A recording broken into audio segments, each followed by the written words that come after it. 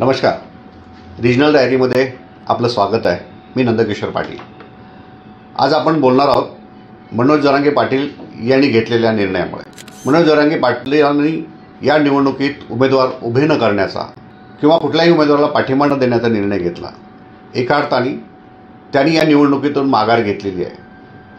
हा निर्णय जेव्हा जाहीर झाला तेव्हा संपूर्ण महाराष्ट्राला धक्का बसला. हा निर्णय का घेतला याच्या मागची प्रमुख कारणं काय आहेत ती जाणून घेऊया आधी. जरांगे पाटील या निवडणुकीत प्रत्यक्षपणाने उमेदवार उभे करणार नाहीत यामागचं मुख्य कारण असं आहे की लोकसभा निवडणुकीची प्रक्रिया आता खूप पुढे गेलेली आहे.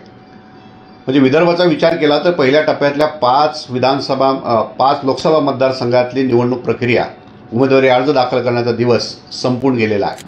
त्याच्यामुळे पहिल्या टप्प्यात एकही उमेदवार त्यांचा उभे करता आला नसता.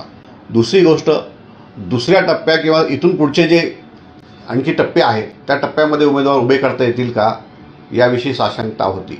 समाजाला आव्हान करूनसुद्धा ज्या प्रमाणात त्यांना प्रतिसाद मिळायला हवा होता तो प्रतिसाद मिळाला आहे का याविषयी सुद्धा ते साशंक होते. जे अहवाल त्यांच्याकडे आले त्या अहवालामध्ये कोणाची शिफारस होती, कोणाच्या नावाचे ठराव होते याचा जेव्हा त्यांनी अभ्यास केला तेव्हा त्यांना अपेक्षित असलेली नावं किंवा ते जे समाजातल्या होतकरू तरुणांना पुढे करू इच्छित होते तसं काही ते आढळून आलेलं दिसलेलं नाही. आणि मग ज्यांच्या विरोधात आपण हा सगळा लढा उभा केला किंवा ज्यांनी आरक्षणाला विरोध केला अशांची काही नावं त्या अहवालामध्ये बघून त्यांनाही आश्चर्याचा धक्का बसला. त्याच्यामुळे त्यांनी ते माघार घेतली. याचे ते एक आणखी कारण असू शकतं. दुसरं मुख्य कारण या निर्णयामागे असू शकतं ते म्हणजे या निवडणुकीच्या निमित्ताने ज्यांना नावं पुढे करायची आहेत त्या निमित्ताने ज्या गावोगावी बैठका झाल्या किंवा काही जिल्ह्यांमध्ये बैठका झाल्या त्याच्यामध्ये प्रचंड वाद निर्माण झाले की कुणाच्या नावाची शिफारस करायची. आणि म्हणून लक्षात असं आलं की या निमित्ताने समाजामध्ये उभी फूट पडू शकते, अनेक गटातटाचं राजकारण सुरू होऊ शकतं. आणि जरांगे पाटलांना तेच नेमकं टाळायचं आहे. त्यांचा मुख्य हेतू, त्यांचा फोकस जो आहे तो आरक्षणावर आहे, राजकारणावर नव्हता. परंतु आरक्षण मागण्यासाठी, आपली मागणी पूर्ण करण्यासाठी या निमित्ताने एक मराठा मतपेढीचा एक दबाव गट या निमित्ताने ते निर्माण करू पाहत होते. परंतु ते होताना दिसत नाही आणि म्हणून जरांगे पाटलांनी या निवडणुकीतून माघार घेतलेली असे दिसते आहे. याची कारणं काय आहेत जी आपण आता सांगितली की एक लोकसभा निवडणुकीची प्रक्रिया आता खूप पुढे गेलेली आहे. उर्वरित टप्पेसुद्धा आता नजीकच्या काळात आहेत. एवढ्या कमी कालावधीमध्ये उमेदवार निवड करणं, त्यांचे नॉमिनेशन फॉर्म भरणं ही सगळी किचकट आणि वेळखाऊ प्रक्रिया आहे. दुसरं, समाजात फूट पडू नये हे त्यामागचं एक प्रमुख कारण असू शकतं. आणि तिसरं प्रमुख कारण त्यांनी जरी स्पष्ट सांगितलं नसलं तरी ते ज्या पद्धतीने बोललेले आहेत तर त्याच्यातून अनेक अर्थ, अन्वयार्थ निघू शकतात. राजकारणातल्या चाणक्यांना याची जाणीव नक्कीच असणार. ते असं म्हणाले की माझा कोणाला पाठिंबा असणार नाही, माझा उमेदवारही असणार नाही, तुम्हाला ज्यांना पाडायचे त्यांना पाडा. याचा अर्थ काय होऊ शकतो याचं विश्लेषण करताना ते असं म्हणाले की आरक्षणाच्या मागणीला ज्यांनी विरोध केला, आपल्या आया बहिणीवरच्या अंगावर ज्यांच्या लाठ्याकाठ्यामुळे वळं उमटली, ज्यांनी आंतरवाली सराटीमध्ये लाठी हल्ला घडवला, अशा लोकांचा तुम्ही विचार करा. आता खरं म्हणजे हा एक प्रकारे राजकीय संदेश देण्याचाच प्रकार होता. खरं म्हणजे याचा किती अर्थ काढला जाईल, ती किती अंमलबजावणी होईल हे येणारा काळ ठरवेल. दुसरं असं की त्यांनी कुणाला पाठिंबा द्यावा या संदर्भात सुद्धा काही विधानं केलेली आहेत. ती विधानं अशी की सगळ्या सोयऱ्यांसह ओबीसी समाजातून मराठा समाजाला आरक्षण देऊ असं प्रतिज्ञापत्र जे उमेदवार देतील त्यांना आम्ही पाठिंबा देऊ. खरं म्हणजे अशी प्रतिज्ञापत्र अनेक उमेदवार देऊ शकतात. म्हणजे प्रतिस्पर्धी दोन्ही उमेदवार ते देऊ शकतात. तर ती घेऊन त्यांना पाठिंबा द्यायचा आहे का हाही विषय आहे.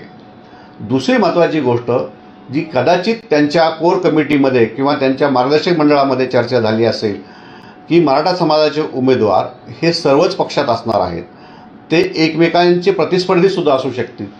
त्याच्यातून एकाची निवड करणं हे वाटतं तितकं सोपं काम नाही. कारण एकाला पाठिंबा दिला तर समोरचा सुद्धा आपलाच उमेदवार असणार आहे, समाजाचा उमेदवार असणार आहे, त्याला विरोध होणार होता.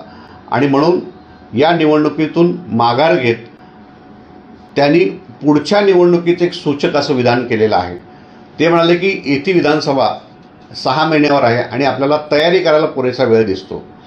म्हणजे याचा अर्थ असा की या निवडणुकीमध्ये काही उमेदवार पाडायचे आणि तो दबावगट निर्माण करून पुढच्या निवडणुकीमध्ये तयारीनिशी उतरायचं, असा एकूण त्यांच्या कालच्या बोलण्याचा रोख होता का, अशी एक त्याच्यामधून निष्कर्ष निघू शकतो. आणि म्हणून आता जर गेल्या 8-10 दिवसामध्ये अंतरवाली सराटीमध्ये शेकडो इच्छुक उमेदवार तिथे येत होते जरांगे पाटलांचा पाठिंबा मिळवण्यासाठी, त्यांचं पत्र घेण्यासाठी. म्हणजे नावं घेऊन सांगायचं असेल तर पुण्यातले वसंत मोरेसुद्धा काल आले होते अंतरवालीमध्ये, त्यांनी जरांगे पाटलांची भेट घेतली. त्याच्या अगोदर बाळासाहेब आंबेडकर वंचित बहुजन महासंघाचे नेते यांनी मध्यरात्री जरांगे पाटलांची भेट घेतली आणि त्यांनी प्रस्ताव दिला की आपण मिळून एकत्र येऊन आपण तिसरी आघाडी करूया.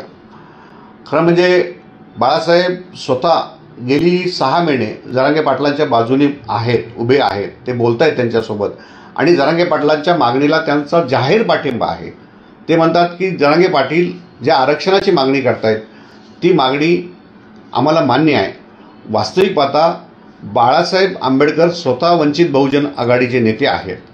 त्यांचा जो कोर वोटर आहे तो दलित, मुस्लिम आणि बहुजन समाज आणि उपेक्षित समाज असा तो आहे. आणि जरांगे पाटील ओबीसीतून आरक्षण मागत असताना सुद्धा बाळासाहेब त्यांना पाठिंबा देतात.